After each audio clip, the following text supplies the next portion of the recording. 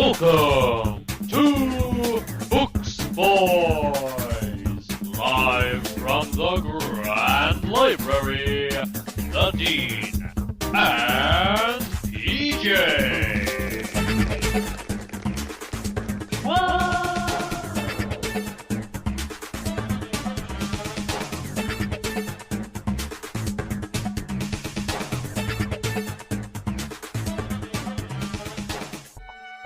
He's PJ. Hello there. I'm TheDean, and we are the Books Boys. This is the Books Boys show. Get it? Buy it? Books. Books. I What's cut it you all off about? when you were going to say the one and only. I messed up. 20 months in, and I Oh messed no, up you the messed intro. up. Yeah, how could you? And I was going to start off with my definition of books, which I believe I've mastered at last, because I've been in this for a long time, everyone. And I believe a book is something vegan. Am I right about this? It's something I think you can eat it. I think you Worms. can. There are bookworms, and I believe those are pesticides. Not pesticides. I think they're pesticle fellows that eat books. It's a new trend lately. So you buy books to eat. So I've been looking at restaurants, and I didn't find much. I didn't find much Shakespeare in my Italian restaurant. I'm afraid. So I don't know. Well, Shakespeare's geography of Italy never was very reliable. But if Exactly, you go to an yes, English maybe. restaurant, maybe you'll find some. I don't know. Maybe I find something false Italian. Exactly. So it has to be a fake Italian restaurant. A fake Italian restaurant. Exactly. And then you'll find it right there. Well, we're joined as always by little Alfred. There he is. And I'm distracted. I'm distracted because before we started, we were singing some book related refrains, and our new catchphrase, "Let's get lit up," referring to literature. Exactly. Let's get lit. So everyone get that. That could be the new T-shirt, by the way. Just let's get lit. It's almost as popular as "Is This a Holiday?" Not quite as I believe "Is This a Holiday" might have a second wave of popularity now that the holidays are actually beginning. I hope think so. in the summertime. So I hope, guys, you can get the T-shirt online. You can actually buy a T-shirt from Books Boys, and I don't know. Can we get the T-shirt for? I'm working on that one because Patreon will only allow one T-shirt. But what you can do is, if you go to patreon.com/booksboys, you can get a normal Books Boys T-shirt on some of the donation levels, and on some of the lower levels, you can get our show early. You can get Playboys. Actually, in the last month, we released 2 episodes of Playboys because we did our normal stuff and we also did a Playboys extra with Alex. So we did our Julius Caesar. Finally came out, and we did some a lot stuff of with promo. Alex. We did a lot of promo for that for JC, and in fact, so much promo that we shortened it down to JC, and it's very obvious for us that's not about the man who walked the ocean, or it's about the other man who walked the earth, called Julius Caesar. So it's a fun episode, and as you mentioned, we also did one. We read a Norwegian play together. In fact, 2 actually. Indeed. We did Doll's House and The Newly Married Couple, and one of those we released for free for a few days, or for a week actually, on the podcast feed to celebrate the Norwegian national holiday. So there you go. So all your Norsk friends out there, ahoy! That's what I say. Yeah, and also interviews from the Vault 13. I interviewed a country musician, Dan Reardon, many years ago, and I released that as well. So usually you're getting about a show a week on the old Patreon. Nice.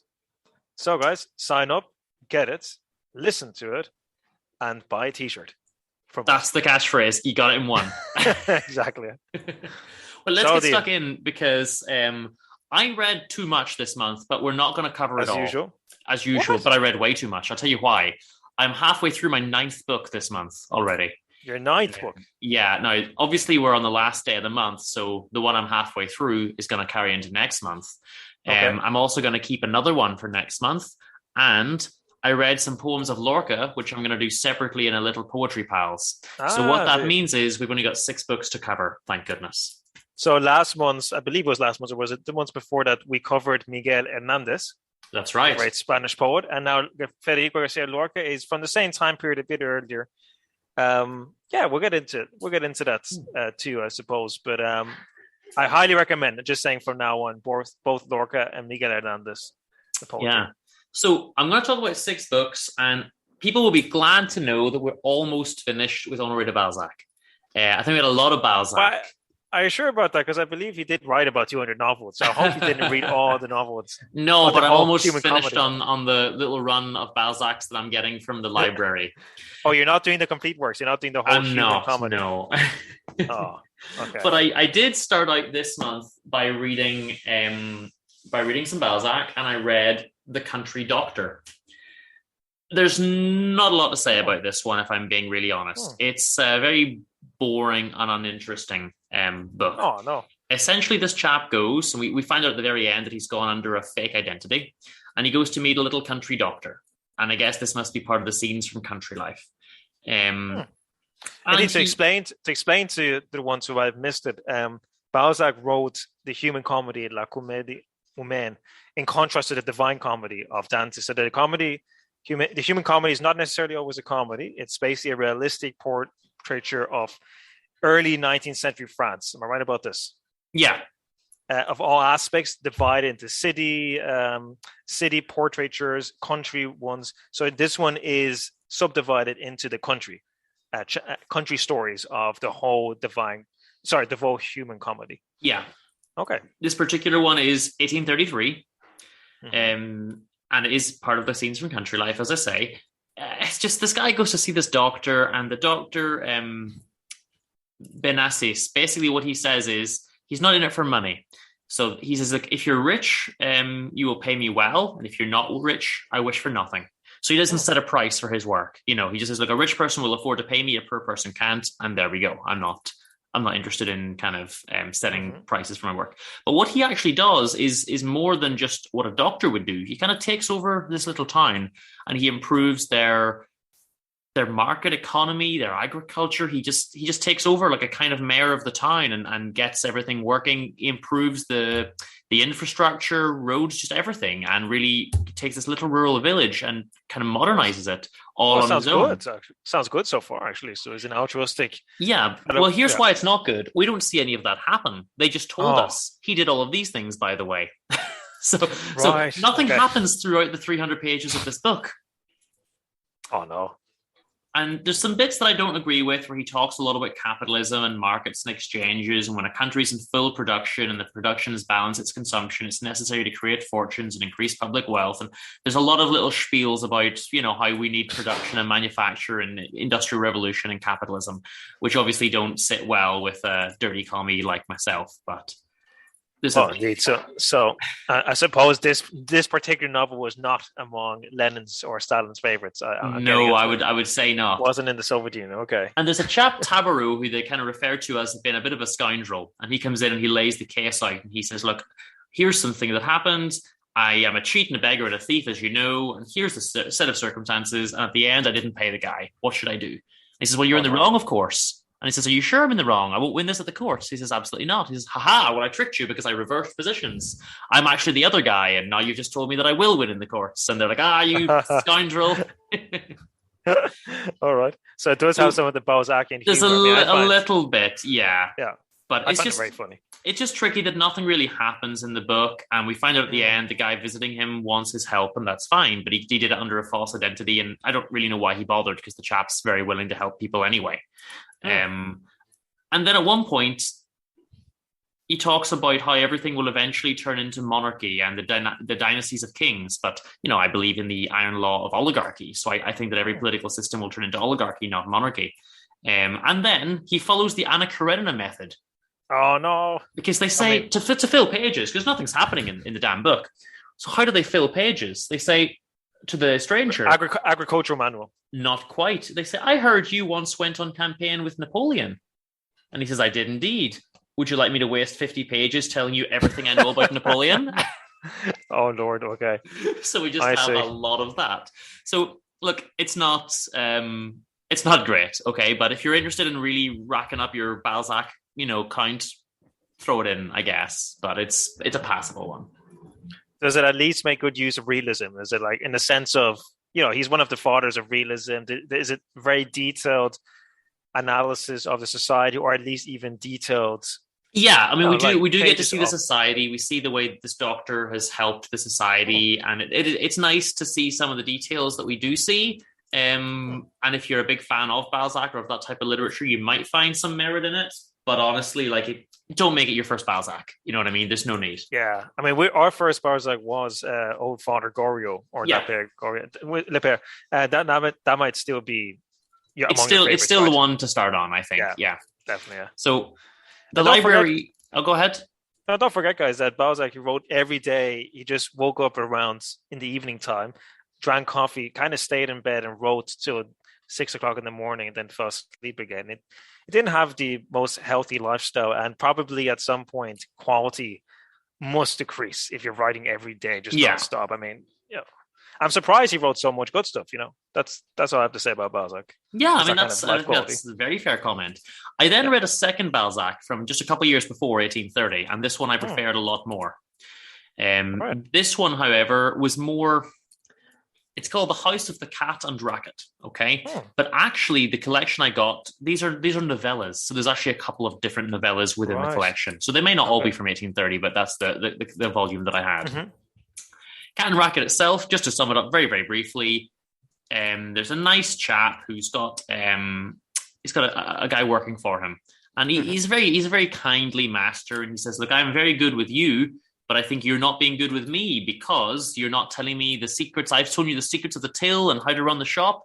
You're not telling me the secrets of your love life, good sir. I believe that you're in love with my daughter, and I'm happy to elevate your position in society. And it turns out he loves the wrong daughter. There's two daughters. Oh, no. And then it's a shock. You can't go with the youngest daughter because the oldest one has to be married first. So we get into all of that kind of thing.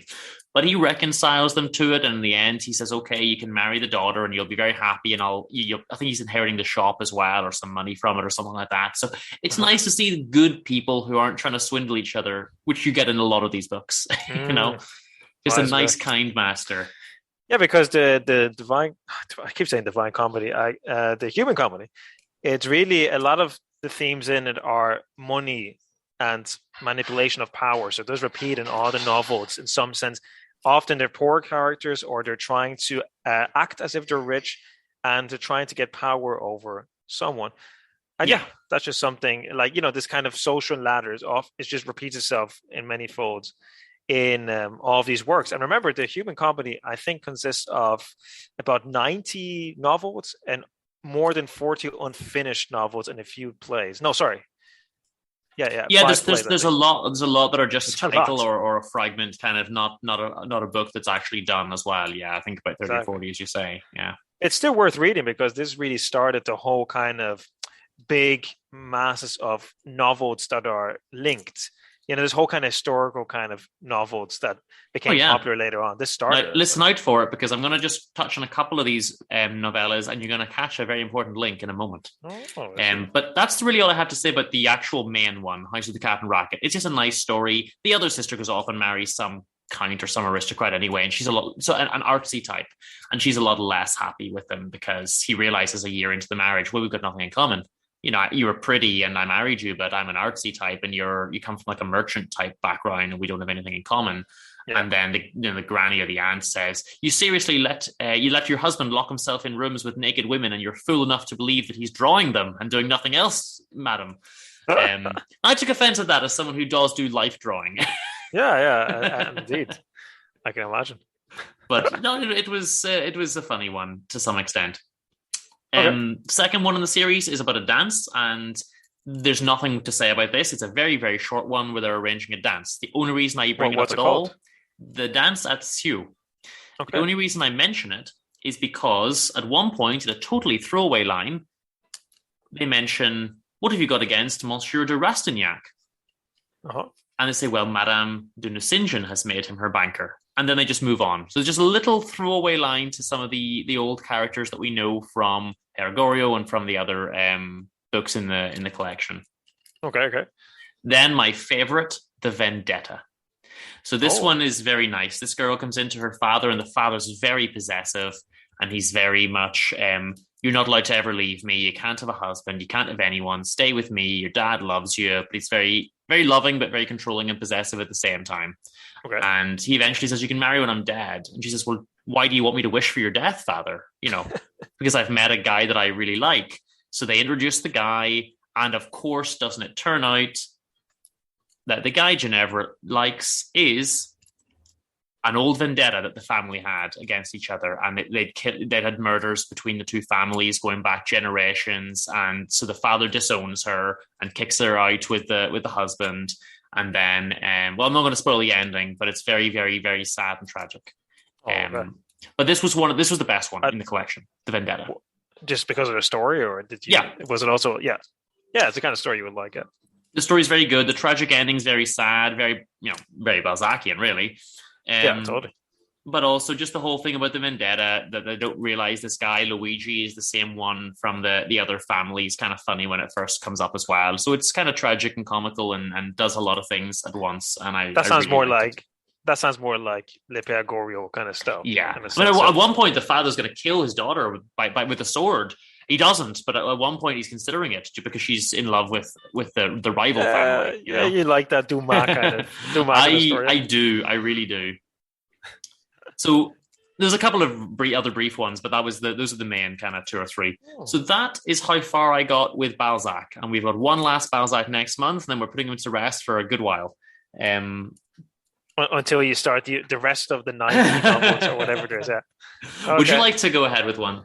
Maybe you could start a whole separate show, just like Balzac every Balzac Boys. Monthly Balzac Boys, yeah. Well, I'll tell you, the first book I read, a lovely book. Have you ever heard of the Moomin Trolls? No. So the Moomin Trolls are they're from Tove Jansson, who's a Swedish-Finnish author, and they're written in the 40s. So basically, they're this kind of like troll-like figures that live between Finland and Sweden somewhere, and they're based on Scandinavian figures. And in fact, trolls, they do appear in Peer Gynt from Henrik Ibsen. Okay, our big hero. About. Indeed, yeah. But anyway, this is a famous children's book in Scandinavia, and also has been translated in many languages. And I read the second one, which was Comet in Moominland. Now, the reason why I read the second one is because most people, in the series of 9 books, most people start with the second one. The first one wasn't published till way later on into other languages. Right. So you start from number 2 usually. Start from number 2 is Comet in Moominland. And this is a very lovely book, I'm telling you. This is a really philosophical kids' book, beautifully written, and just very strange, actually, in a very positive sense. It's a kind of book, when you ask me, for example, what kind of book would you like to have written, this would be among them, I'd say. Yeah, when you read Tove Jansson, you do think about Astrid Lindgren, for example, who wrote Pippi Langström. Sure. We also covered last year. And in fact, both characters appear in the 40s, just after the Second World War. So they're very parallel characters.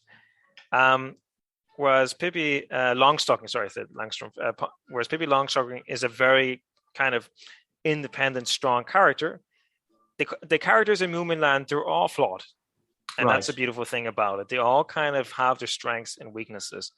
So we start off in Moomin Valley. And the Moomin family, they're just settling into a new house. And they're living with this kind of kitten, kind of like figure called Sniff. And Sniff, he goes off to wander a lot. And he finds things in the forest. And he then plays with the main character, with Moomin.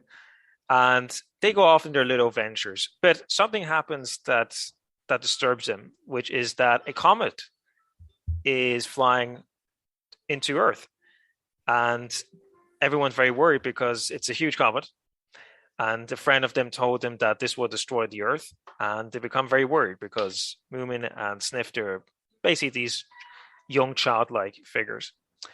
So the parents, to put them on rest, actually do what most parents don't do. They actually let them leave the house and go on in their adventure because they think an adventure will cure their fear. Now, and this is very interesting because this was written in 1946. So for me, it's a bit like, kids worrying about the H-bomb and the atomic bombs and everything. It's that fear was probably present in the 40s. Yeah. Anyway, so these kids, they don't stay at home worrying. They go off on an adventure. They go on a raft. And they head towards the sea and they head towards the observatory. They know somewhere is an observatory. It's not explained how they know it. They just kind of seem to have this intuition. And they head off to the lonely mountains where there's an observatory. And there they meet a very strange figure. They meet Snufkin, who must be one of the best characters ever created for children's literature. Right. He's basically this little wizard kind of elf fellow who lives a very minimalist life. He doesn't own anything. He just lives on a raft when they meet him, and he has a harmonica and a hat, and he's just kind of living life. And he decides to join him spontaneously, and they go off together to go to the observatory to observe the comet.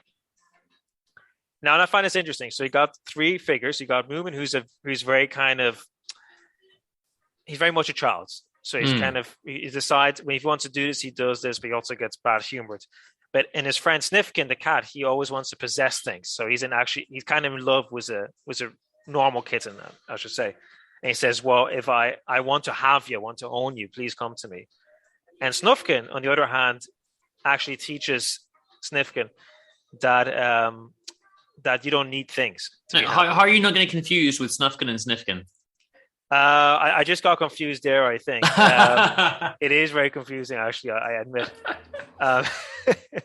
All right, but aside that, though, there's a lovely passage which really impressed me. It's Snifkin, not Snifkin, Sniff. That's why I got confused. Sniff, the little kitten fellow. He goes into he kind of goes into a forest, and he discovers like red diamonds.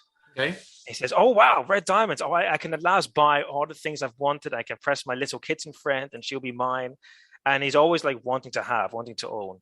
And he's like collecting all the diamonds. He can't even bring them up because it's so bogged down by all the diamonds. He can't even go up the hill again. And all of a sudden, like this huge lizard appears behind him. And terrified, he escapes, leaving every single diamond behind. And when he's back on top, Snufkin, the wizard fellow, and Moomin, they didn't even bother going down. So you got Sniff, the kitten fellow who wants to own everything, just crying and saying, "Oh, I wish I had those diamonds." And Snufkin, the wizard fellow. It's very confusing. It is. Snufkin the wizard. Let's just call him Snufkin the wizard. He says to him, there are way nicer things in life than carrying luggage around with you. I like to keep things in my head, and then I can revisit them whenever I want to. So he's kind of showing him that you don't need things, that owning things bogs you down, makes you heavy, makes you always worried. And this really reminds me a lot of the Tao Te Ching. Now, if you remember the Tao Te Ching from Lao Tzu, 2,500-year-old meditation book, where he teaches the same thing. When you own things, you get scared of losing it. And this fear also causes depression. And even in the lovely book that I want to recommend, A Short History of Humankind by Harari, he discusses that depression seems to have appeared in humanity around the same time they started owning things. Okay. But like possession and owning things seems to like leave you with anxiety. Makes sense to a degree. Yeah. Yeah. So that went off. The story went a bit off there, but I just wanted to highlight that this whole book is really a children's book with a lot of philosophy and observations like these. Without spoiling the ending, they go to the observatory, they see the comets. It's a bit of an anticlimax because nothing happens then at all. They said, okay, we saw the comet. We know the scientist tells them exactly when it's going to hit. It's going to destroy Earth. And they just go back. They go back depressed to their home. And this is where it goes really strange. The comet is coming closer. The sky color has changed into red. The ocean has disappeared. And they travel back home, not by boats because there is no ocean. They have to use big, long sticks, and they kind of jump over the muddy floor of the ocean. And it's really bizarre. The story ends very strangely. I won't tell you, because I don't tell the ending. Of course. But let me just say this, that it's a bit like in the film Don't Look Up, which I really recommend, where it's also the world is going to end. They kind of just decide that it's okay that they're going to die, which is a very strange thing for a children's book. But they just go in trust, I like to say, because the wizard fellow, he's got a little trick up his sleeve. He's got something which is basically anti-flame. So this might save them from being baked alive from the big comet. So they decide to go into a cave, which Moomin and Sniff discover at the beginning of the book, and they think they might survive the destruction of Earth. Something unusual then happens, which I don't want to spoil, but I can tell you it doesn't end up depressing. So it's still a children's book ending. Okay, good. But it's quite a lovely philosophical ending. I think the message of the book, if anything, is just, rather than becoming anxious, just love every moment. And especially if you know you're going to die, it's the whole memento mori. It's like, remember that you must die, so live now. So they really do live carpe diem, memento mori. Are we sure that the message of the book hasn't got something to do with confusing similar names? It might have to do with that as well. Yeah, that's the real moral of the tale. That's the second message. Get your names right. Exactly. Now, I love the book, so I really recommend it.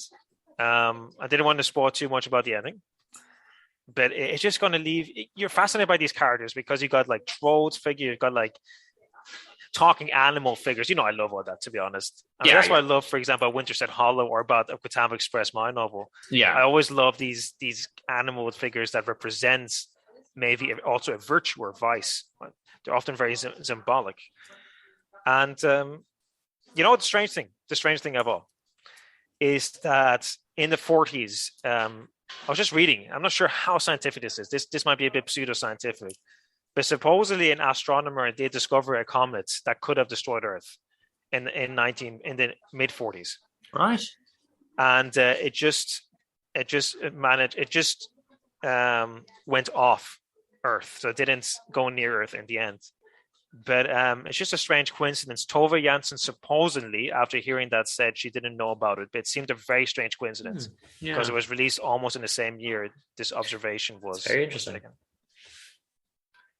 Just for LBQT listeners out there, Tove Jansson was a very open lesbian in a time where it actually considered illegal in Finland, and she comes from a Bohemian background, and she just openly said this. And I think there are definitely some themes of that in the book as well. So it's very popular with the LBQT crowds. Highly recommend it for everyone out there. Totally. Cool. Sounds good.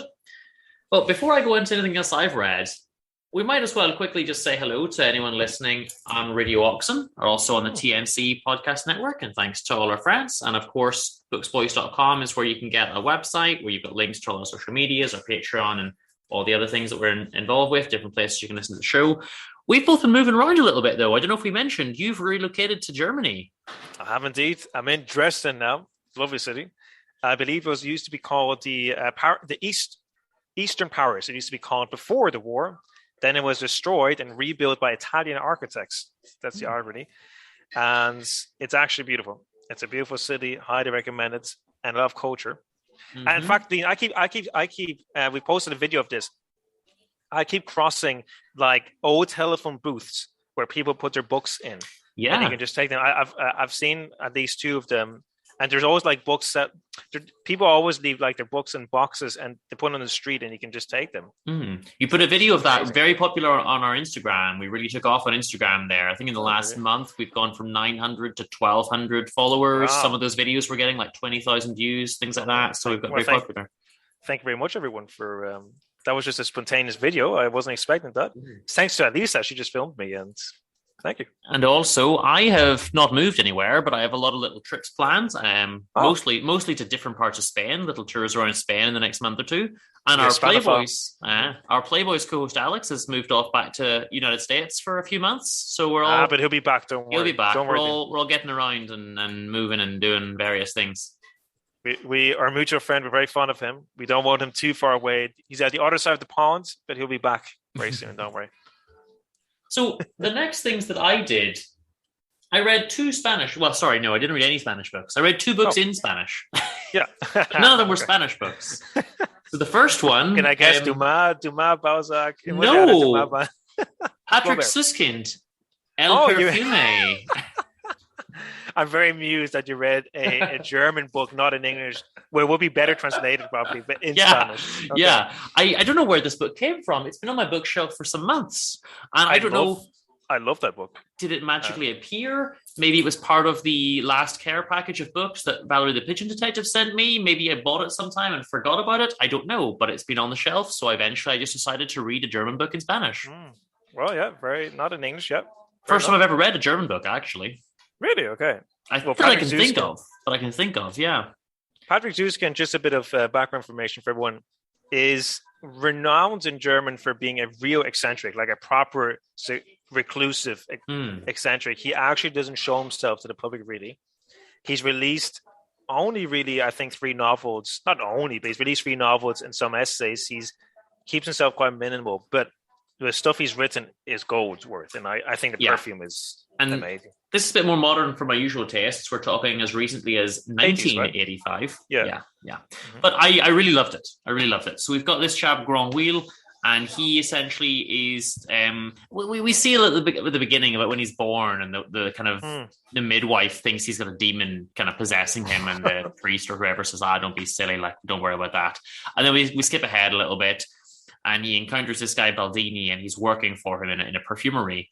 At the start, you sympathize with the guy because he's very mean to him, and he kind of treats him like a dog, and like a servant and a slave, and he's very rough with him, and there's always kind of telling him off and telling him to shut up and don't interrupt me, you're beneath me and all this kind of thing. So you feel for him at the beginning, like he's being treated badly, but he is learning the trade of the perfume. At the beginning of the book, it makes it clear that it's it shows a very cruel depiction of French society in general. It's really kind of It's kind of more like the Thomas Hobbes perspective of humanity, not Rousseau. It's really like man is wolf to man. But we see that, and we see that he wants to learn about the perfumes, and that he really has a good, keen sense of smell, and he can smell people. And there's this girl that he's in love with because he can smell her, and he's really attached to that, and he has the best nose in Paris, they say. Yeah, literally. So, literally, yeah. So there's this popular perfume going around called Amor y Psyche. I don't know. I guess that translates to love and psyche. And they want to try to recapture that because that's the current brand. And Baldini's a bit old, and he says, well, in my day, people were happy with just violet fragrance, and now they want all this love and psyche. And just to make clear, was this before the French Revolution it was depicted, or after? I can't remember now. I don't know. Yeah, no, it's just I remember it's kind of like turmoil's around the corner. But Grand Wheel says, well, I can remake this perfume, and he makes it perfectly. So then they realize, right, you can make perfume for us. But at the beginning, all he can do is follow instructions. He's great. He can smell something and say, I can remake this, but he can't design his own recipe, Yeah. So he works through some things. He gets very sick, and he eventually convinces Baldini to let him out of kind of not his contract per se, but to let him go. And he says, like, I'm doing this work, but I can't figure out how to really distill the essence of something. And they realize, there's other techniques that I haven't taught you that other people can teach you. So off he goes. Then there's like some kind of disaster in the town, like a river floods or something, and some houses fall into the river, including Baldini's, and he's never seen again. I thought Baldini was going to return later as the villain, but I was completely wrong. He's gone, and Grand Wheel is the villain. Yeah. Totally. And look, I'm not going to go massively into what happens, but I think that everyone should read this one, to be honest. There's parts where he's living up a mountain as a recluse. There's parts where there's murders of all the young girls in the town, and he's distilling their essence essentially to make it was very surreal to make a perfect perfume. There's a part where they're gonna finally capture him and arrest him, but he releases this kind of killer perfume smell that brainwashes the whole town. It gets very strange. It's amazing. I think that scene, without spoiling it, I was 18 when I read it, and I never I was almost going to spoil something, but let me spoil it just slightly. Like, I've never read like any depiction of an orgy like scene. That happens. And there's a full orgy depicted. Chaotic. Yes, and I thought that was very kind of. I mean, it becomes so dark, and especially the cave part. The cave part is like really like he's he's like in Plato's cave, or like in Nietzsche's Zarathustra's cave. Literally he's just there, and he's just enjoying smell. He's just smelling. He doesn't live. He just smells, and for like ages. It's almost a curse to him at one point, But what he wants to do is nothing admirable. At the beginning, we think he wants to just learn to be the best perfumer in Paris, but he kind of gets this obsession with capturing the essence of like these beautiful young girls, to the point where the whole town have got to lock up their daughters literally for months, and it gets a bit crazy. Yeah, it's absolutely insane. I mean, no wonder this was Kurt Cobain's favorite novel, supposedly. I did not know that. I mean? Yeah, that's. I mean, it makes sense. I like to also say something about the original German novel. It's one of the most beautifully written books in German as well. So as well as the story being incredibly weird and unusual, the prose is sublime, actually. Wow, well, I'm glad you read it. Highly recommend it. The next book that I read, also in Spanish, but also not Spanish, and you'll notice that I'm moving forward in time here. We've just hit 2005. How often do I read a Noddy's book? It's Lunar Park by Bret, Easton, Ellis, which I also read in Spanish. That's crazy, because I was just going to say that I was just going to mention, and I didn't, that if you like Perfume, if you like Patrick Suskind, you'd probably like American Psycho by Bret Easton Ellis. Mm-hmm. And in fact, I'm wondering, Patrick Suskind, I'm wondering maybe the 1991 novel, Patrick Bateman, was he influenced by him? Well, PJ, how's your German translation with names? Does Suskind translate to Bateman? You see, it doesn't. It translates literally as "sweet child," which might be so ironic that he's called "sweet child." They just make Bateman. Well, this book is, it's interesting. The pacing. I'm now very amused, because now you read an English book translated into this. I know. I don't know what's going on. The pacing, I don't know where this one came from either. But the pacing is weird in this book. The first maybe quarter, I was really bored, and I thought, oh goodness, why am I reading this? Oh no. Because it's a fake autobiography. So the first quarter, I think, has more real details before the crazy stuff starts happening. So it's just dull. And then it really picks up, and I'm really, really enjoying it, and I'm really loving it. Still, by the last quarter, I'm like, okay, we can finish now. This is getting, we don't need this to keep dragging. But I did enjoy it overall. I've got to be honest. I mean, I like the guy, right? I read American Psycho. I love the book. I love the movie. So this is essentially the grittier version of American Psycho, because American Psycho, it's very overly romanticized. Look at the movie of Patrick Bateman. He's a bad guy, but you love him. Well, this is similar, but you don't like him. So Bret Easton Ellis, he's not great with his family, with his kids. He's cheating on his wife. He's taking drugs. He's doing all the similar things that Patrick Bateman did, but you realize that it's kind of depressing and not fun. He also talks about the book, about American Psycho. So he's in the book. He's playing a fictional version of himself. It is an autobiography, but it's fake. So he talks about, American Psycho and the success of that. He's going and doing interviews, all this kind of stuff. And he mentions that he based Patrick Bateman partially on his own dad. And he had a bad relationship with his dad. Now, not that his dad was like a Wall Street stockbroker, but just some of the negative aspects of the character rather than the superficial kind of aspects. So there's some stuff like that comes in. He's there with his partner, 2 kids, one of which is his and one of which isn't, but he's raising them anyway. And he has good intentions and he's trying to do a good job. But they say, you're always in a bad temper. You're just not a nice person. They go into some couples therapy. He's not sure if he gets on well with the kids. He's struggling with certain elements of just domestic life, basically.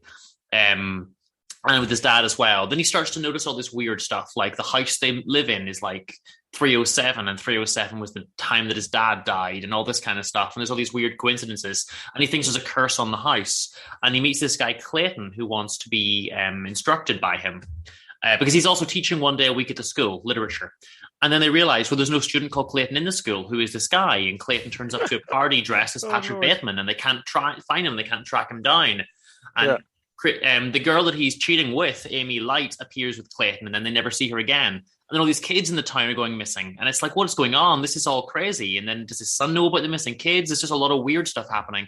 But ties to American Psycho again, with people going missing and murders and things, Yeah. And the detective, Donald Kimball, the same name as the detective in American Psycho, turns up and he's investigating. And then this guy's phoning the police saying there's monsters in the house, and the police think it's just his dog and all this kind of stuff. So there's some supernatural elements. He thinks that something's connecting him with his dad. He gets a seance, an exorcist type person to help him. And of course, it turns out that the house isn't haunted. He is haunted. He is the problem. And it's personal issues and personal demons and all this kind of stuff. So there's a lot of just wacky stuff going on, but it's grounded in reality at the same time. Right. Okay. Interesting idea. So, like starting off as a biography and then maybe going beyond that into fiction. Yeah. I mean, like, he was very influenced by. He does mention that he loves Ulysses from James Joyce. He said that. He said he was fascinated by it. Yeah. And essentially, Ulysses is that. It's kind of like a one-day biography of James Joyce, highly fictionalized, and then made bizarre, especially towards the end. So really, it sounds like he was influenced by that idea, right? If that's it, it seems like it, yeah. And it's a really enjoyable book, but it is a bit random, to be honest. And the ending's not too happy. I'm not going to spoil the ending, of course, but the ending's not too happy either. It doesn't all work out nicely, Oh no, that's sad. Well, okay, but so there's not a massive amount to say about it. If you like American Psycho, or if you like any of his books, you might want to give it a try. Just see your way through the kind of boring first quarter. It's nice because it gives you that slow burn of starting with reality and then gradually a little bit of supernatural stuff come in. Little bit of stuff that are from American Psycho come in, and you just kind of, his domestic problems and things sort of all kind of unravel. So it's just a really cool concept, to be honest. And I did really like it. Awesome. Well, I mean, I still like to read it because I really love American Psycho. Also, Bret, Easton announced his new book is coming out in January next year. I didn't know that. The Shards. So it will have been a good 13 years since the last publication. Yeah, I didn't know he was still writing, to be honest. Well, yeah, so good for him. Like, I'd like to still give it a try. And the Stream of Consciousness, was that there, like an American Psycho, again influenced by Ulysses? Yeah. Okay. That kind of random, kind of just nonstop kind of talking. Yeah. That can be enjoyable, or as you say, that can be a bit like, where's this going? Or even you lose track, as you do with Ulysses again. So I can imagine it being off-putting and interesting at the same time, or both. It's got pros and cons, like any literary style, Cool, awesome. Well, let me tell you about the book that I read. I briefly mentioned this little book here. I'm showing you right there. It's called Nimm Leicht, which means something like take it easy, take it lightly. I'm trying to translate. Take it easy, take it lightly. As just as much a serious as well as a practical observation from Loriot. And this sounds like a philosophical essay from the 15th century, but it's not. It's a little comedic little book with some illustrations and kind of like just, I don't know, like observations from life that. And who is it by? Sorry, this is by Loriot. So a bit of background information. Loriot is a comedian. Right. I was hearing L'Oreal, the hair product company. We're both into our sexy hair. Oh, indeed, yeah. Well, this is not L'Oreal. This is Loriot. So get it right. So Loriot I enjoy Loriot very much because he's a comedian that my grandparents would have loved. My mom, for example, doesn't. Very old-fashioned, kind of early 60s, pre-hippie, just observations of life, little illustrations. This doesn't need to be translated. This is just a book of illustrations. He's a comedian. He just wrote this book of illustrations. Okay. Which is just make me laugh. It's just stuff like what is it? It's like I can show you one. It's kind of like a picture of someone playing a cello and then accidentally sawing the cello in half. Right. So there's no text at all. There's a tiny bit of text. There's a little observation here, for example.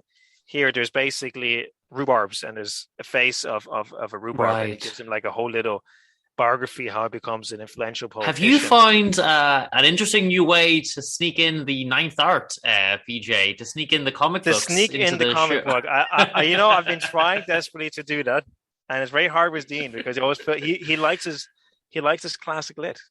So indeed, this is comedic ninth art. Highly recommend it. Don't need much German for it. Loriot, take it easy. Take it lightly, excuse me, not take it easy. And I do want to talk about the novel I've been reading since then. Now, to be honest, Dean, I'm only a quarter of a way finished because this novel is almost 900 pages long. Whoa, okay, right, fair. Making it longer than Anna Karenina or Ulysses. It's the seminal modern classic, excuse me. Going back to the 1980s. I don't know why we're going so Excuse me, no, not 1980s, no, 1992, which Right. is maybe the most important years of our lives. It is our We were both born. We're both born, and this is a year after American Psycho was released, the one and only, the indescribable. Well, I'm going to try and describe it, but I hope so, because the show wouldn't be great if you didn't. I just leave it like that. The majestic, the one and only, the magnificent. I hope I'm selling this. The one and only, The Discovery of Heaven by Harry Mulisch. Now, have you ever heard of this lovely chap? I don't know it. No. Do try to describe it. I will try to describe it. Harry Mulisch belongs to the Great Three. So 3 authors who, after Second World War, were considered the seminal authors of post-war Dutch literature. We're going to Holland. We're going to the Netherlands. Okay. And over here, we've got Harry Mulisch. And the 3 authors, really, the Great Three, they're really a bit like Germany has this obsession, and Poland, Central Europe has this obsession with Second World War, and that's completely understandable. Yet they kind of can't seem to forgive themselves. The Germans don't ever forgive themselves. The Polish are just traumatized, so they just rewrite the stories endlessly, which makes also sense. But the Dutch have a very strange kind of perspective. They're both victims, and they both feel guilty because a lot of Dutch people, as well as Austrians, collaborated with the Germans. And Harry Mullisch's dad was Austrian, collaborating with the Germans, and his mother was a Jewish woman from Belgium, right? Whose parents were put into a concentration camp, and his father didn't do anything to stop that. So yes, not exactly a happy family constellation. They did divorce before the Second World War happened, and Harry Mulisch famously stated, "I am the Second World War," meaning that he seems quite traumatized that his own dad actually, although his dad actually managed to save his and his mom's life by interfering, didn't seem to bother doing anything about the grandparents from the Jewish side. And he's in a very odd position, Harry Mulisch, growing up, being half Jewish, half Christian, half betrayal, half survivor, half hero, half villain. And in his books, these themes appear over and over again. But his seminal work, and this most people agree as well, is the large work called The Discovery of Heaven. Now, I don't even need my I don't have the book with me right now, but I don't even need it. It made such a big impression.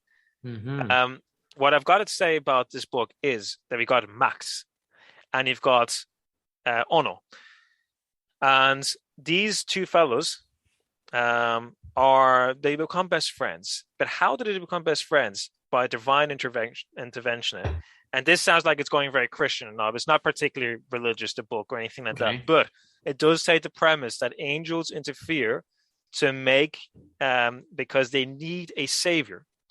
And they need a savior in Max. So we got this one angel interfering for 70 years. And he actually, this is crazy, the angel actually makes World War I happen on purpose. Because he needs the parents from Max to get together and make him.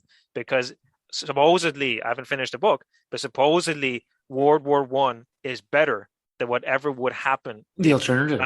If Max wasn't born. And so I have to ask PJ, are you going to finish this and update us next month, or? Indeed, I will. Yeah, so I won't get too long. It sounds really good. Yeah, and then to be fair, now 800-900 pages. There's no point.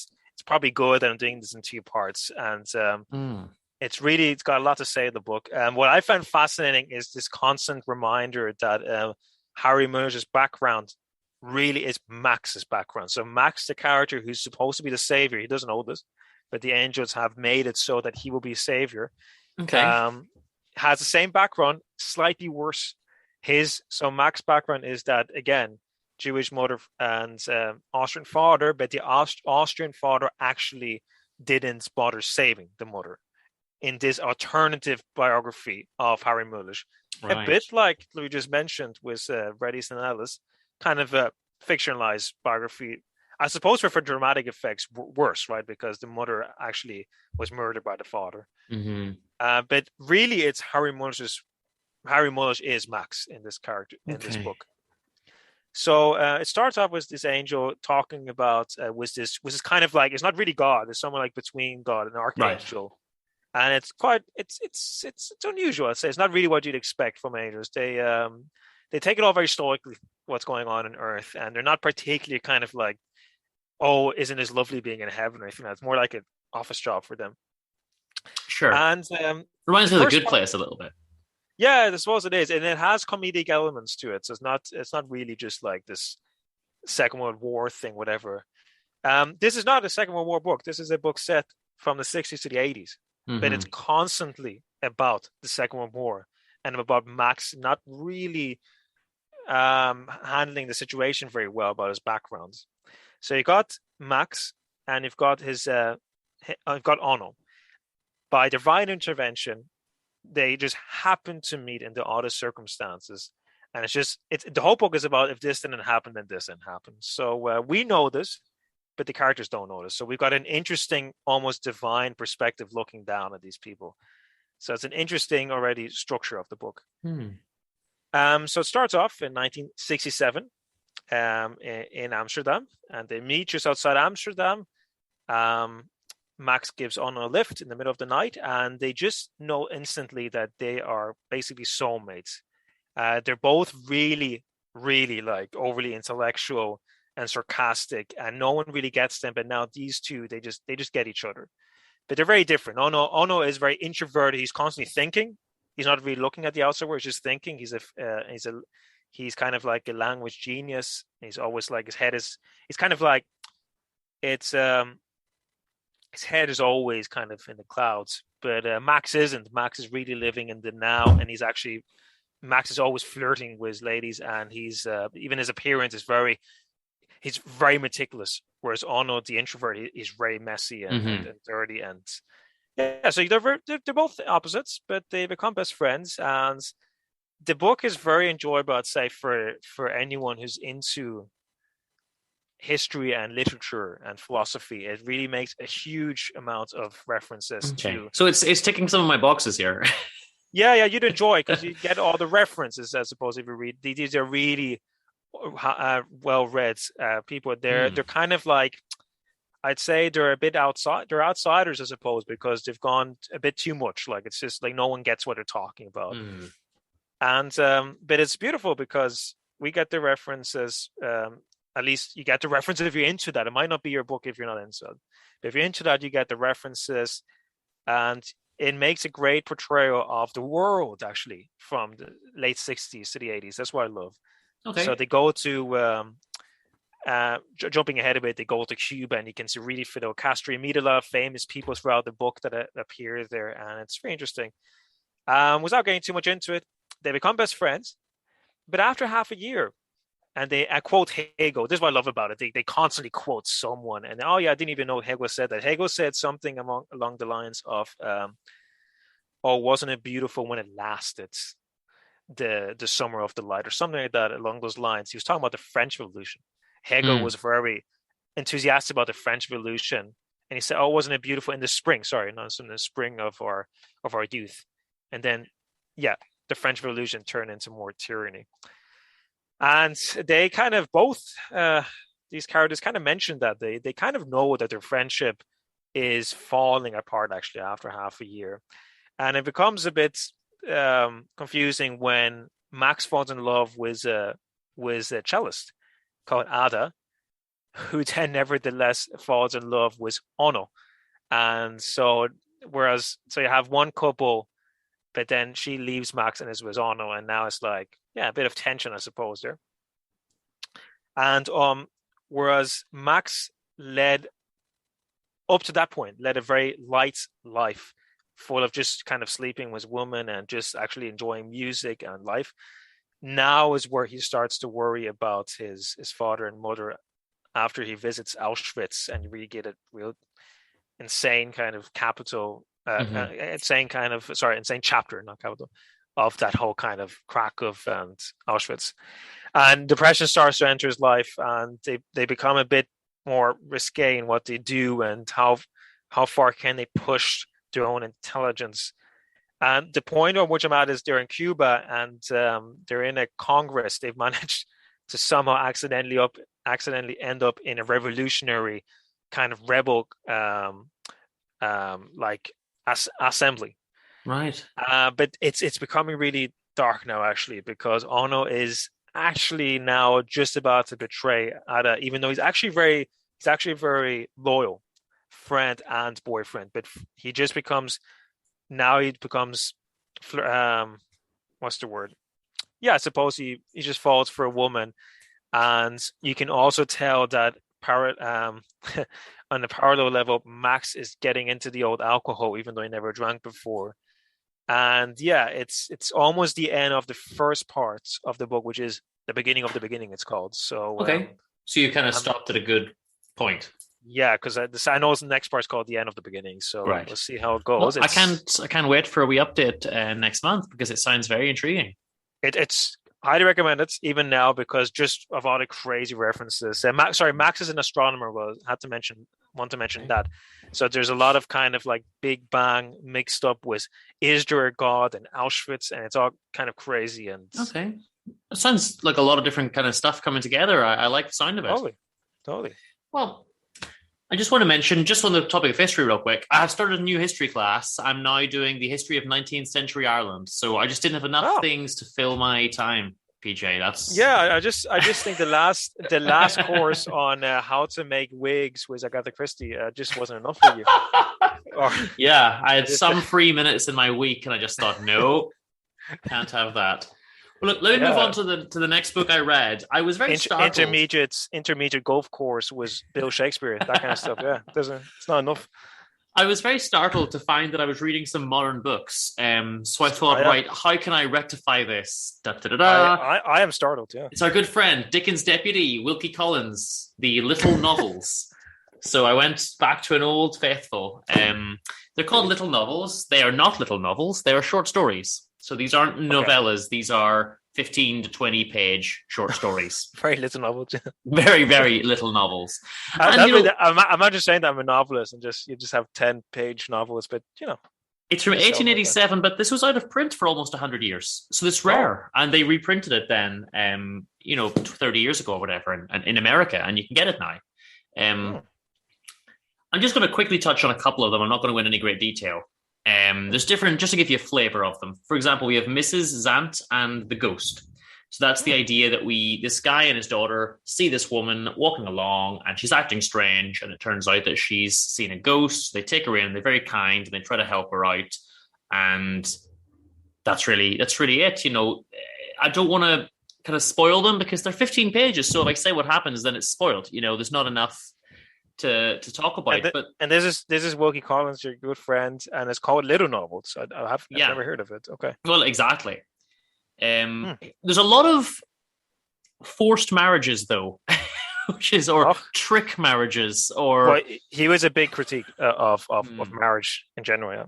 And there's one, for example, where the girl says to this guy, "Look, they're talking about the fortune. It turns out the money should have been hers in the will or whatever, and the guy's got it. He says, look, the fortune is yours." He says, but, remember how poor I am, feel no more for me. And she says, you won't take this money? And he won't take it, And just, well, if you won't take the gift by myself, will you take me with it? And he's like, well, I guess if I'm going to get this money, I'm going to marry this girl as well. And he says, don't worry, it's the leap year. It's the one time when women are allowed to propose. So there's a little trick marriage there. But there's other ones that are more deliberately forced. There's one story with these two guys and they see a play and then the play starts coming to life in front of them. And it's about they're trying to get the girl to marry one of them, but really she wants to marry the other one. And they keep saying, well, no, my friend can have you. And it's some weird kind of things happening in them. And there's one where they're on a boat and they owe money to, I think she's called Mrs. Pounce. And she says, well, look, you're on board my ship, so I want my money before you leave. And the only way I'll let you off with it, because they got no money, these two dandies, is if you marry me. So she forces the one of them to marry her and then regrets it later because she has to take a fake name. And it's all the usual stuff. There's marriages, there's romances, there's fake names, there's ghosts, because Wilkie Collins is a fan of his ghost stories. Yes, indeed. From time to time. He wrote a few even with Dickens as well. He did, yes, and plays as well. And again, guys, if you're not recognizing Wilkie Collins, his favorite the famous ones are The Woman in White, The Moonstone, So the Moonstone is one of the first real mysteries, isn't it? It is, yeah. And next month, I shall tell us all about an amazing Wilkie Collins book called Armadale that I've started, but that's for next month. All right, so you haven't finished it, but it's I've just read a little bit. But just to kind of teaser, to wrap up, there's also nice moments. There's one where the guy goes off and he meets a princess. He's like an English guy sent to a foreign land, and the princess is in love with him, but instead he falls in love just with a poor girl that he knew from his childhood. And and he says, well, when you ask me, do I ever regret the princess, I direct you to my wife. And of course, his wife is the poor girl then, and they're happily ever after kind of thing, So some of the things work out nicely. There's also another similar instance where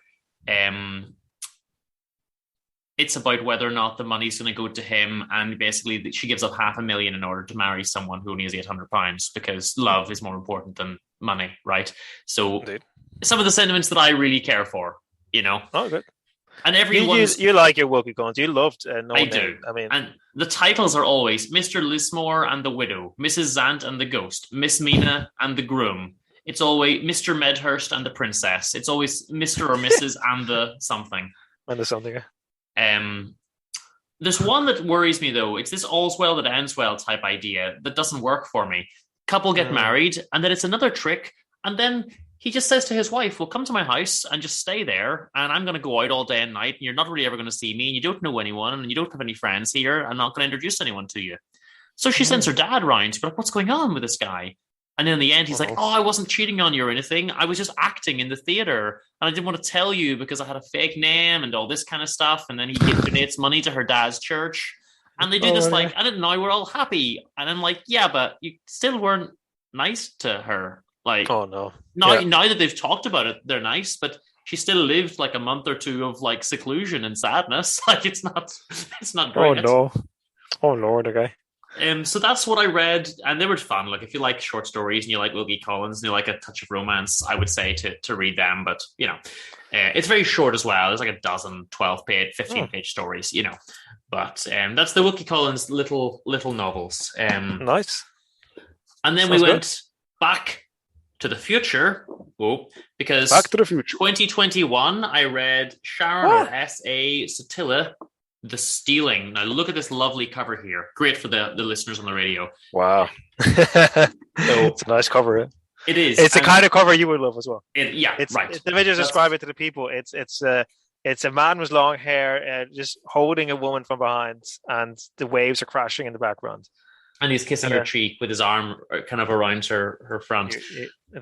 You romantic fool. You. And what this book is, there's this girl, Sarah, whose father is a sea captain. And he's very rough with her, and he doesn't abuse her as such, but he insists that she's got to be staying, working on the ship. He works her really hard, like a fully grown man twice her age. She's a schoolgirl, and she doesn't really want her going off to college and all this. He's just like, why can't you just stay here and work with me and make nets on the boat, And he's called Rex and she's Sarah.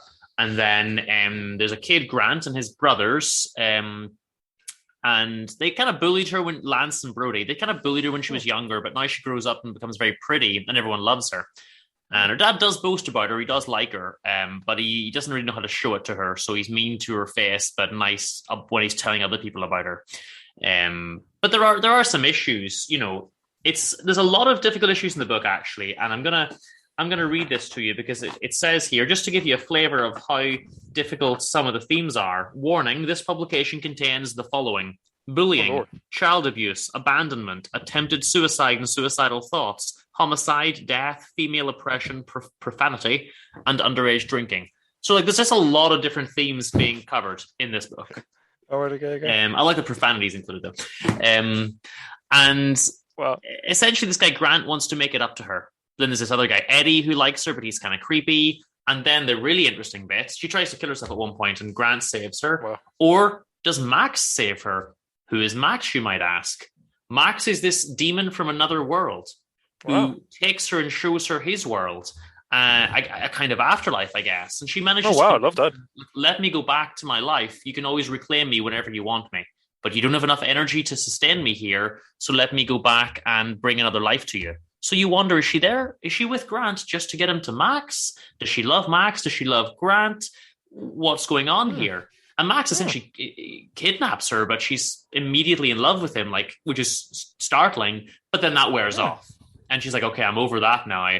The Stockholm syndrome, I want to get back to Grant and to my dad and whatever else. And, she wants to leave and move out of the city and do her own thing, and so does Grant. But just deals with like a lot of controlling and possession and all this kind of thing. So a lot of really cool themes are not cool themes, but important themes are discussed within the book. And it seems to have a slight kind of Stevenson flair to it, a kind of a adventure novel, 19th century style. Would you say that there's some influence in that? Yeah, I mean, I suppose you could say that it has some mystery ideas and it has some adventure sort of ideas, but at the same time, it is grounded in romance as well. Which I think if something's not grounded in romance, then it's very difficult for me to want it, right? So right, okay, that's the basics there. So it seems to have ticked the boxes with you. Yeah, hold on a second, PJ. I see I hear the telephone ringing. You give me 2 seconds. I'm going to go see who's on the line. Hello, you're through the Books Boys. You've got Dean on the line. Who's calling? Oh, Sharon Sutila. Awesome. Sharon, we were just talking about your book, The Stealing. So it's a nice coincidence that you called in. How are you doing? I'm doing fantastic. Great to hear. We were just talking about The Stealing here, and I read this one a week or two ago, and I have to say it had a very interesting interesting take, because it wasn't what I thought it was going to be. I wasn't sure what to expect from it. It's your debut novel, obviously, so I hadn't read, anything else. And I'm thinking, okay, what's the vibe going to be? On the front, we've got this lovely, lovely cover. And I just thought, okay, this is going to be some romantic elements, but I didn't know what to expect because there's some otherworldliness to it. And there's a lot of cool stuff happening. Where did the ideas for this come from? I mean, it's a lifetime of experience. I mean, starting off at the coast of Delaware, where the setting takes place. I mean, a lot of the inspiration is from really my growing up on the coast. Kind of the eeriness of, where the bay or the ocean meets the coastline, and, kind of, how it's sort of country and marsh and all these kinds of things, all these elements, and there's a lot of, storms and all these kinds of things. So I was, I think I was mostly inspired by really the isolation with COVID.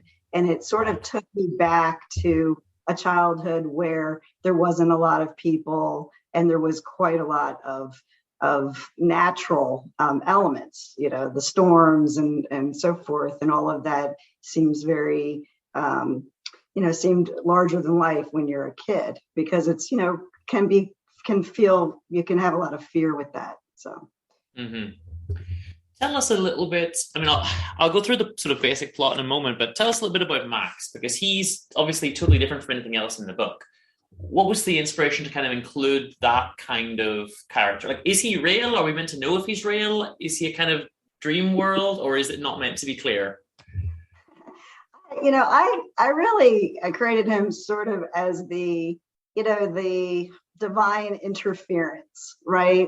In our lives, we can control a lot of our lives. We can make decisions when we wake up in the morning, but there's always this, idea, especially that there are things out of our control. Mm. And there's this also can be interference by others. You can have interference, meaning you were on your way to work or something, and then somebody calls you with an absolute emergency. Yeah. And your day is changed. And so Max is the entity that changes, the course and direction of things as we're trying to make decisions. And, and he's interfering kind of, well-meaning, which is what a lot of people, in your life, they're well-meaning. They mean to help you. And sometimes, it doesn't always work out for the best, and sometimes it does. Mm-hmm.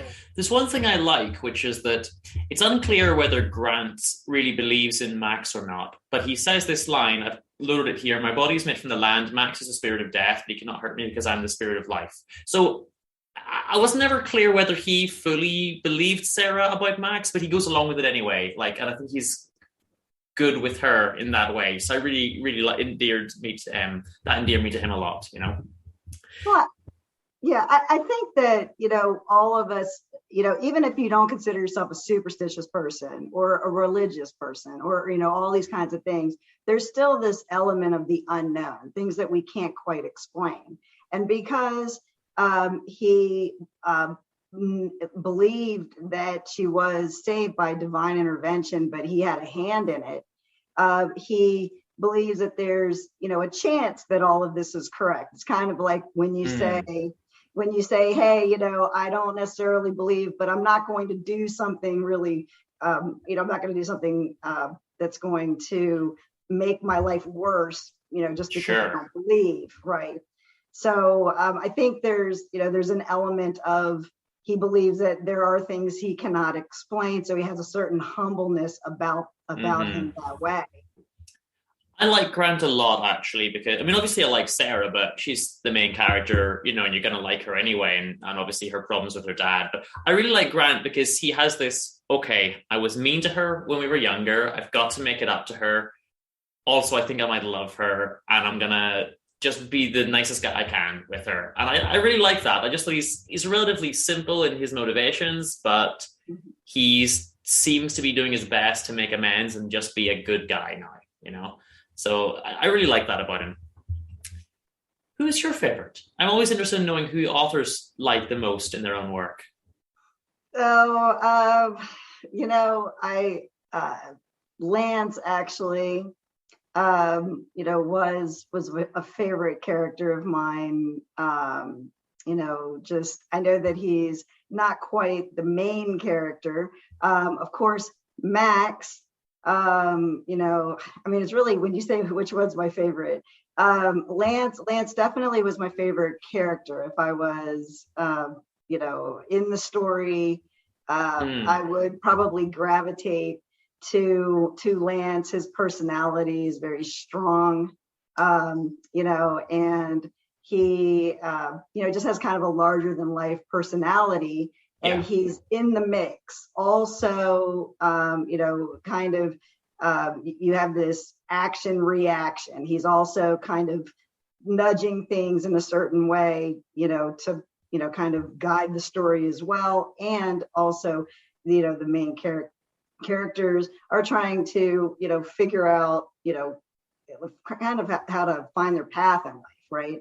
So you have all these different elements, but you always have that really strong personality that's kind of trying to force you to do things that you really don't want to do. And that's what he does to his brother. He forces him down a path the brother would just assume, if he didn't have a brother, would probably just stay home and do what he, was, what he thought was important. Right. But of course, we have these other people that are trying to guide us, saying that that's not good enough, that you need to be challenged. And he's sort of the challenger in all of it. Definitely, a very, I guess you would think of him one way as a stereotype, but then he really isn't. He really isn't the stereotype. He's actually quite complicated for a side character. Yeah. I should say the way the three brothers interact, I don't know, it's ridiculous, but also realistic and believable, because that is how like three brothers kind of would get on in doing these like ridiculous things, like the crazy scene where they try to convince Sarah that they're like using chainsaws on each other. And my first reaction is, oh my God, this is crazy. And then my second reaction is, I could see three lads doing that though. Like that does seem like, three brothers that are kind of always kind of competing with each other, and like, it's not unbelievable at all. It's crazy, but it's real. Well, there's some elements in the book that are actually, based in reality. I mean, of course, it's fiction, but some of the elements, like the haunted house, actually existed at the time on the boardwalk. They did have character actors at the time. So when people read it and they try to compare it to today, they would think, no way would there be a working chainsaw, in some place where kids are walking around, and no way would there be this element of real danger, and all these kinds of things. And actually, in the time, we were a lot less safety conscious. Yeah, we did things, for sometimes for thrills and things that really today, definitely, I agree that if I'd written in today's society, there would not be a haunted house that, kind of performed and acted like that and had, real chainsaws going with real smoke and all that kind of stuff. But back then there was a real chainsaw guy. Wow. at the haunted house. So how much of, I'm curious about this, because you say there's some real elements in this. So how much is real? How much of yourself and your own experiences in the book? I mean, some of the locations and the backdrop, is things that I had experienced growing up in the area. So people that are in the area would recognize some of the places and so forth. I mean, for instance, the lighthouse truly existed. The demise of the lighthouse, I took, definitely fiction, but definitely a lighthouse, and that was on the road. The road that road does exist. It was a road that I grew up on. So quite a bit of the story, I really wanted to base it more in kind of make a surreal story out of a realistic place, like a real place, that then you could tell a story, instead of making the book, elements to the, in far away galaxy and all these kinds of things. I mean, I really wanted someone to feel like, this could be, a place where I could have grown up. And actually I did. I grew up on that road. And so there's a lot that as far as place wise, yes. As far as characters, did I have any, 3 brothers living next door to me and all these kinds of things? No. Okay. And but do you side with the farmers or the fishermen? That's what I need to know. So my father was actually, a fishing boat captain. And so I had, I grew up with this sort of dilemma that I wasn't going to be a fishing boat captain. And I had to figure out what else I was going to do with my life. Of course, my father in real life was very supportive, and wanted me to go off to college and things like that. And so he definitely, wasn't like the captain of the story at all. I'm glad to hear it, because Rex is a bit... it's fair to say that it does come across that he loves his daughter in his own way. He's just one of those guys who doesn't know how to show it, and I think that does come across. He boasts about her when he's talking to other people, but he's kind of only proud of her when she's doing the things that he wants. She makes an amazing net, and he's so proud that she makes the net, but he's not proud that she wants to go to college or do anything that she wants to do. So it's like, okay, he has his failings, but I was also kind of like, I can see he tries sometimes. And he's trying to love her in his own way. And I think he's a complicated character. He's self-interested, right? So this is the thing. She's surrounded by self-interested people, which, I mean, most of us in most of our lives, that's who we are surrounded by. I mean, he wants to keep her close. He's got his reasons. He's, controlling and possessive and all these things, but also, a parent, which a lot of parents are. I mean, it's part of the role of being parent to be worried.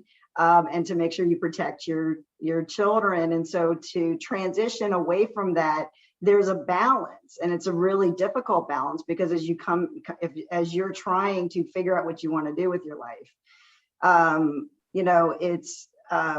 you've got all these different elements pulling on you, right? You've got your parents that want you to stay home. You've got, these just circumstances that happen that are out of your control. You're trying to decide the best approach every day based on, whatever is getting thrown your way.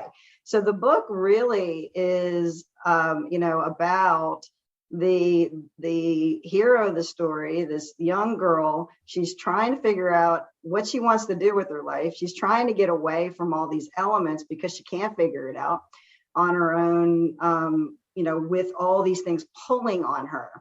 But it's not that easy. It's quite difficult in real life. You have a lot of things pulling on you. I mean, you may stay in your same hometown because, really can't stand the thought of leaving your friends and family. And they can't stand the thought of you leaving. And yet that you may have had a different destiny if you had. Yeah. So all these decisions, I mean, really, this is a book about, I guess, all the things that can come at you while you're trying to find your path. And That's something that most of us have to deal with as well. We got to go off to college, we're going to stay in our hometown and all that kind of stuff. That's real, and you're right. The dad is self-interested. Max, obviously, as a kind of demon, is self-interested. He wants to take Sarah away to his own kind of realm and just keep her there. And there's that weird scene where he does that kind of ritual thing to heal her with the cutting and the burning, and it's very intense. And I thought, oh goodness, sorry, I'm struggling with this scene. This is very intense. And then, even as you say, like, everyone is more or less self-interested. We've got the creepy guy, Eddie, who's trying to hit on her in school, and then he's telling these lies about her and things and attacks her at one point. So there's a lot of selfish characters. But to what extent do you think that Grant was self-interested? Because I can see that everyone has a little bit of self-interest, but I think overall, I think he did maybe want the best for her. But maybe I was just rooting for the romance too much. Maybe I'm blinded to his faults. I don't know. No, I think he's very he's singular in his his character arc. I mean, he really wants to make amends. I mean, he feels guilty for the way that he's treated her. Although there's this little thing in the way, which is that she's also becoming quite beautiful, right? Over time, she starts off, kind of, wild looking and, really unkept and so forth, and they make fun of her. And then, they couldn't really predict it, I guess, but she got more and more beautiful as time went on. And so he's also attracted to her. So here it is. He wants to make amends. He wants absolution. And before he goes off to college, he wants to close that book. At the same time, he's attracted to her. And, the more he's with her, the more he wants to be with her, and realizes that he's going to end up leaving her behind. So he wants to take her with him. And it's only a couple of weeks. You're talking a couple of months, right? After a lifetime of mistreating her. And so he's conflicted, and he wants to make amends. So he's trying to help her also. He saves her, but he also wants to take her, and he becomes quite obsessive.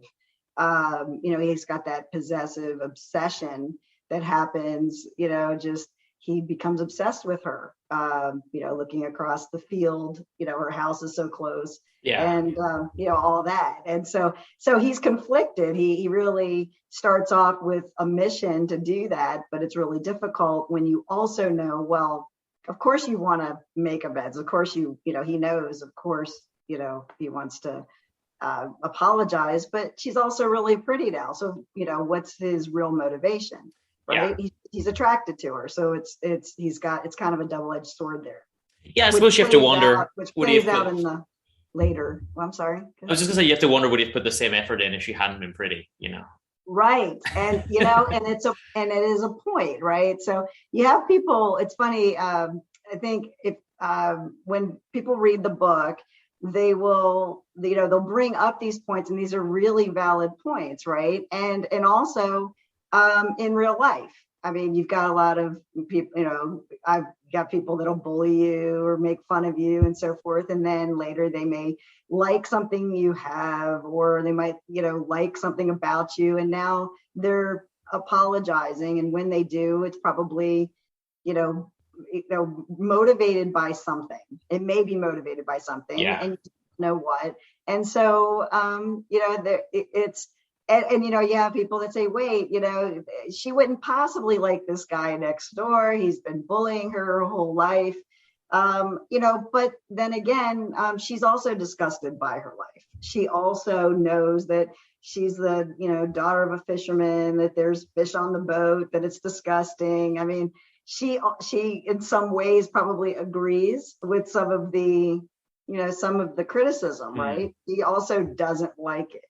And, so maybe some of the forgiveness is there, I don't know, but the characters are quite complicated, much like real life, and what they do is unpredictable, I think.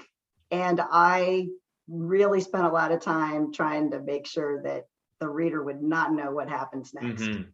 No, you're right. It is unpredictable at times. And I think also Sarah and Grant have some parallels in their life. They're both working for their parents. They do both kind of want to go away and do something a little bit more to their own taste. So they do have that empathy.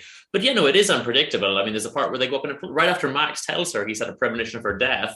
So, okay, well, I just go up on a plane with Grant then. Like, there's no fear. There's just this like recklessness sometimes, and I think that's kind of charming in a way, because they're young and they're not going to be making the most sensible decisions. But if someone told me I was going to die, I wouldn't go on a plane with a stranger, or a semi-stranger. But there we go. That's when you know that you're going to die. Maybe she realizes that this is her only opportunity to do the few things in her life, and then she knows that she sees the facing of eternity, right? So that's the thing, is that Max potentially shows her the other side.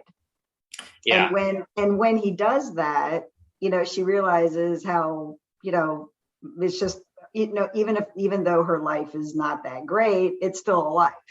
And the afterlife, that's forever, that's, ongoing. And I think it put some perspective in, her, thinking that she's being tortured all the time, right? So when she comes back from that, it's very, and spoilers all over the place on this concept. But when she comes back from it, she's on a mission to find a path to happiness, right? To find a path to fulfillment, not knowing how long it's going to last. So when he says, look, I'm going to take you soon, you're going to die soon. Somebody's going to murder you, that kind of thing. Then, she's got to just keep going. She doesn't want to just give up, right? She wants to keep going, and just the way that we would expect her, which means she's turned the corner a little bit, because in the very beginning of the story, she was so willing to just give up, right? And I had to have her give up. Because it's, I wanted to show, I guess, the consequences of giving up so easy, even though, because, life is quite hard, right? So we really shouldn't probably try to give up so easy. There's still some other things in life that we should probably experience. And she does kind of trick Max to get that freedom. And then I'm thinking all along, has she tricked the demon guy, or is he just, he knows more than we know and he can take her back when he wants, so it's fine, and you kind of always, that suspense is there in the back of the whole rest of the book then, but you're right, we did some spoilers, but we'll not talk about kind of the ending sections, because I don't think we never really talk about the end of a book, because people should read it. But I just wanted a quick question, because there's some mystery in the book and it just kind of makes me think, you did some private investigating work. How did that come about? So, do you mean like what part of mystery are you? Well, I know it's just because obviously you did private investigative work, but at the same time you haven't written an Agatha Christie style, like a straight up investigative novel, but you have still included some elements of mystery in the book. So I just think this is interesting. Like, is that something that you wanted to write about, based on more of those experiences that you had? Yeah, it's not, it's not quite, a whodunit sort of thing. But there's definitely some elements there. I think, in investigation work, my specialty is more in deception, and I, more into mostly just trying to make sure that people are being honest, or telling the truth. Right. And so some of those deception tactics, some of those things I've put in the book. There's that makes it, when you're it makes it, I guess, more like a suspense. There's some suspense elements, and and there's so few characters. I did that on purpose. I really don't like the stories that introduce 25 characters and you're supposed to figure out who did it, and they're bringing up people all over the place and all their different motivations. And so I just decided I wanted to make a very small. I wanted to introduce one character at a time, bring them into the story, and then really have things happen between this very small group, and still you won't know quite what's going to happen. Mm-hmm. And who does, who's responsible for what, and you really don't even know how much Max is responsible in certain places, because I put in the book this idea that he can obviously kind of come into your dreams. And, what is his limitation on that? I haven't quite made it clear at the end of the first book, but he may or may not have limitations. Mm-hmm. So the area where this book is based out of was really, Delaware Indian land, a long time ago, before, the colonization. And it has, so some of the elements of the book, bring in a certain amount of point of view of the kind of the area, the local culture, and is really where some of this comes from, and and how there's like kind of a recycling of the earth, and debt to the earth and things like that.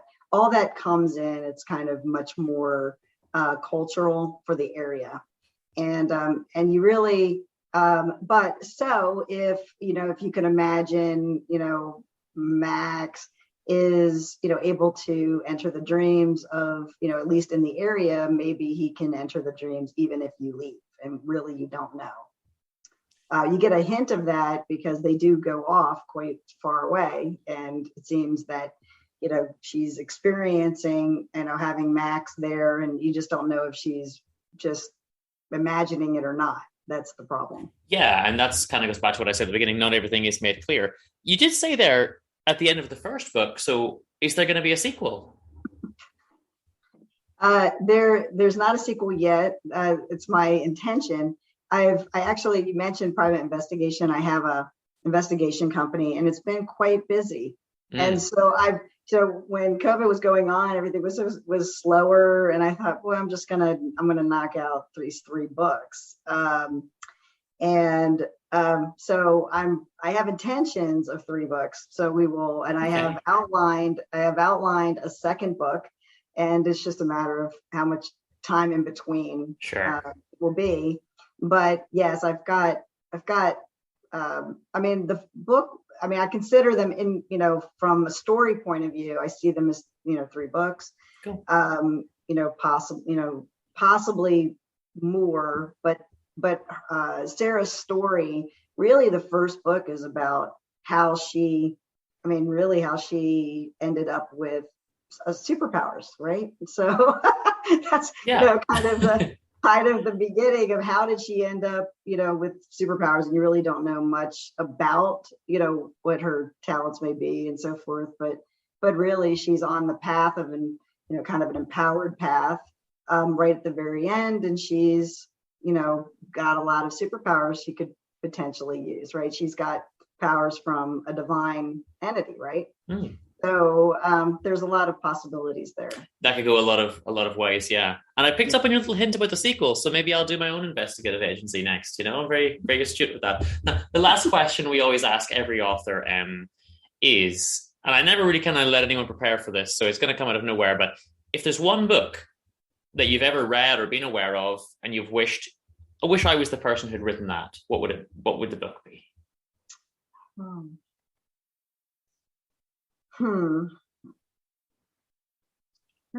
It's definitely a hard one. People go different ways. Some people think with just their favorite book from childhood. Some people think, well, which book made the most money? I'm not. It's funny. I think the most thought. It's kind of, for me, it's interesting. I think, and this, it's I'm trying to think of, and this, it's a story of probably. So the problem is, when you ask me this question, I really like survival stories. Right. And you can't create a survival story unless really the person, there's someone that goes through it. A real life survival story. And when you go through it, the person that's writing it is telling the story. And to me, the story, there's two stories really. But for me, the endurance, the expedition to the with the Antarctica, and the Endurance was a ship, and it got stuck in the ice, and then all the people that were on the ship had to try to figure out how to survive, and the survivors told that story. And so would I want to be the person on the ship that had to survive that? I would say no. I wouldn't want to have lived that life. But those stories are quite fascinating. And what's fascinating is just the human spirit to survive, and how long. When you read these books about, for instance, how they did survive that, it reminds. That's the kind of book that I wrote. Right? It's a book about survival, and so. How fascinating it would have been to interview and to research that particular, that just the story of the Endurance, I think would be, probably the highlight would be something that I would have loved to do. I really love research, and I really have a lot of curiosity about, just how people dig deep to make to survive. And, it's really not survival. Everyday life can be a struggle. And so it's very, it's very difficult. People have difficult lives, and they get through them. And the ones that, are able to navigate that, are very tough individuals. And I really admire that. So, just in general, I think, it's the stories of shipwrecks and things like that interest me the most. And I love reading those sorts of things, and would love to write a book about a real life, be the first one to write about a survival story. Okay. Like that.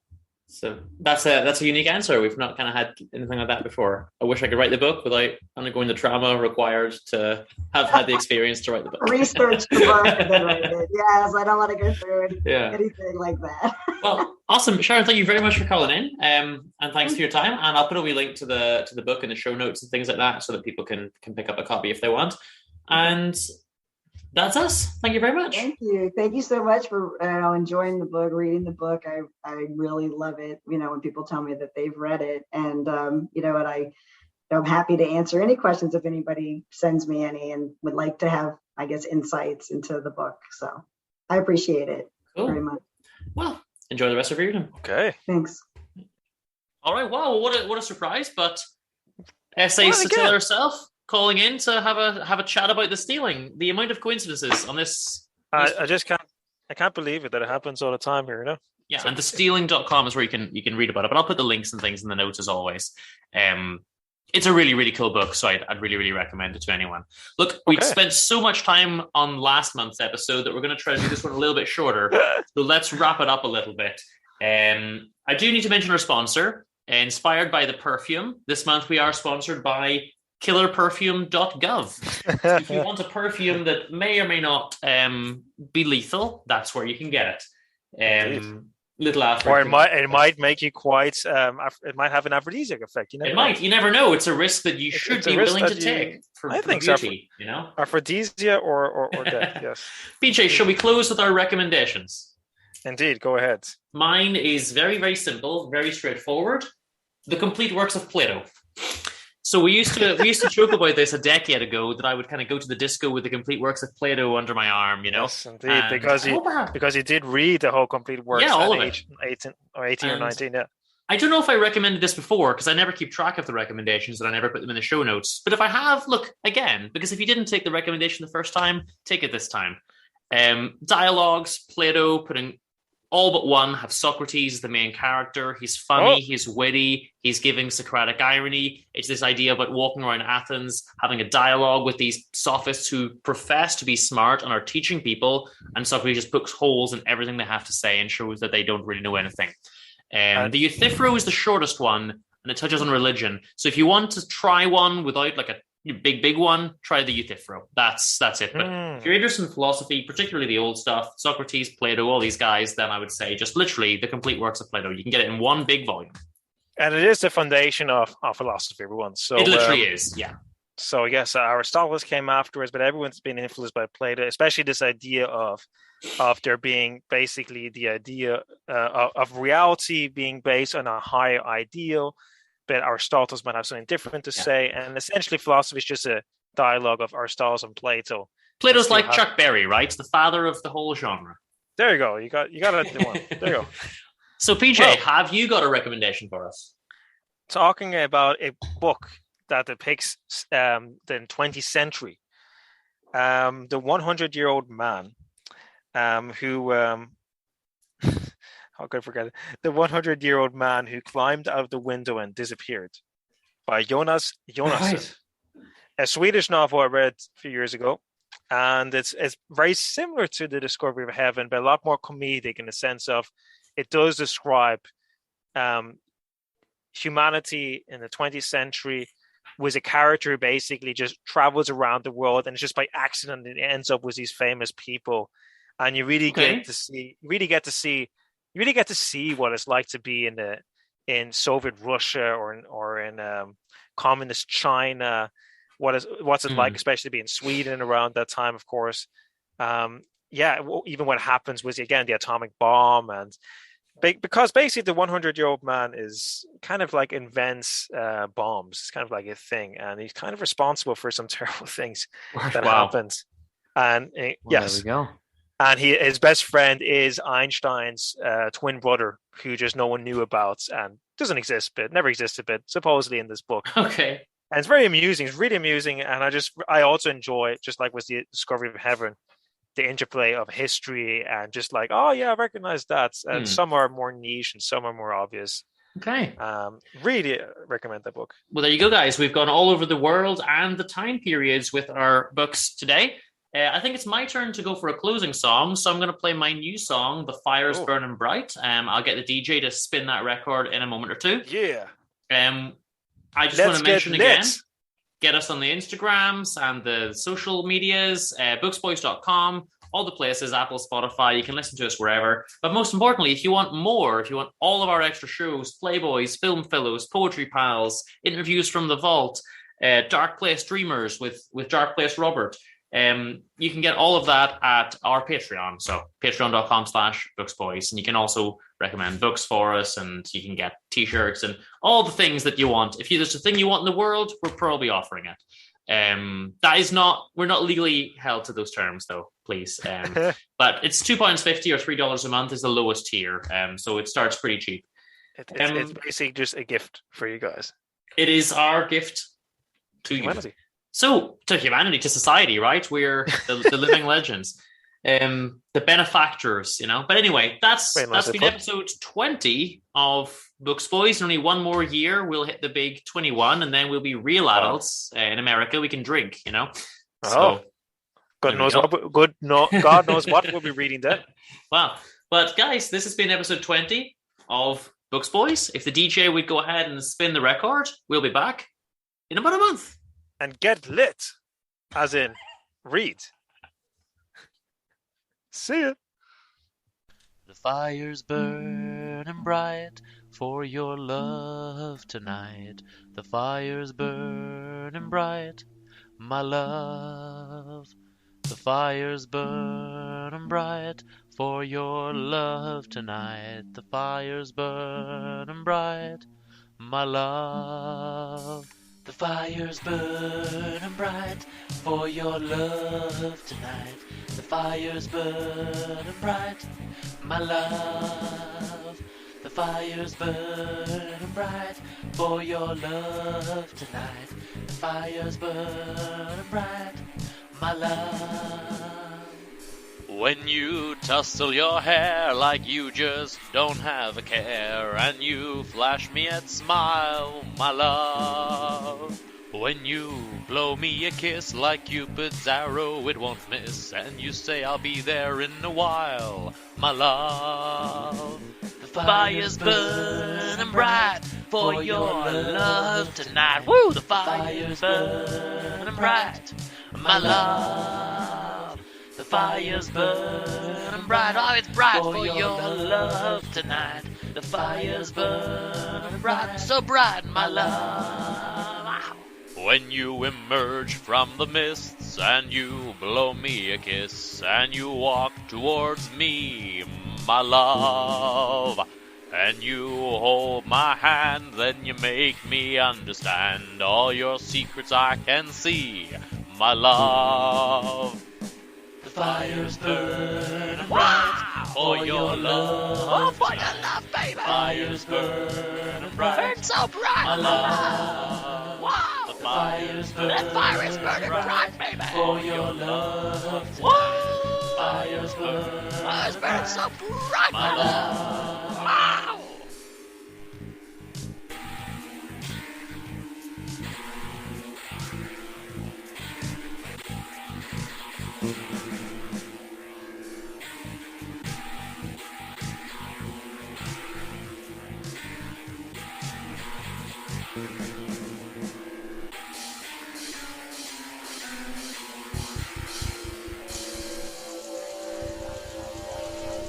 And after we part, I scoop those ashes from my heart that you set aflame, my love. My spirit was crushed by a vixenous maiden's blush. I played your deadly game, my love. The fire's burning bright for your love tonight.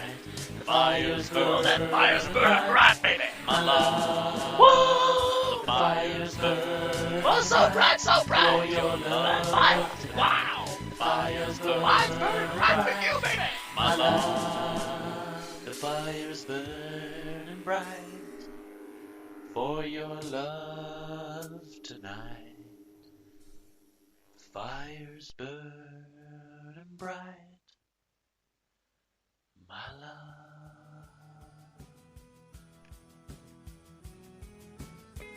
Books Boys was presented by TheDean and PJ Burke in association with Thaddeus Penguin Productions.